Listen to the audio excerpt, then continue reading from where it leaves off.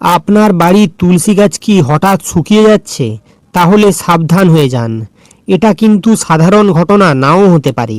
আপনি কি জানেন, পদ্মপুরাণ এবং বাস্তুশাস্ত্র অনুযায়ী মা তুলসী শুধু একটি গাছ নন, তিনি পরিবারের রক্ষা কবচ।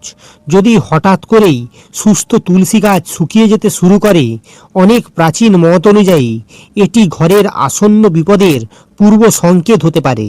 বিশ্বাস করা হয়, মা তুলসী পরিবারের অশুভ শক্তি নিজের মধ্যে ধারণ করে আপনাদের রক্ষা করেন।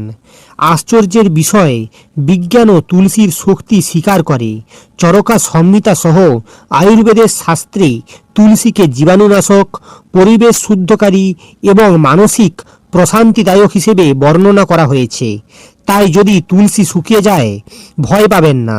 ঘর পরিষ্কার রাখুন, নিয়মিত প্রার্থনা করুন এবং নতুন তুলসী গাছ রোপণ করুন, কারণ বিশ্বাসের সঙ্গে ইতিবাচক শক্তি আপনার আসল রক্ষা কবচ। এমন পুরাণ রহস্য জানতে হলে চ্যানেলটি সাবস্ক্রাইব করুন, ভিডিওটি লাইক এবং শেয়ার করুন এবং কমেন্টে লিখুন জয় মা তুলসী।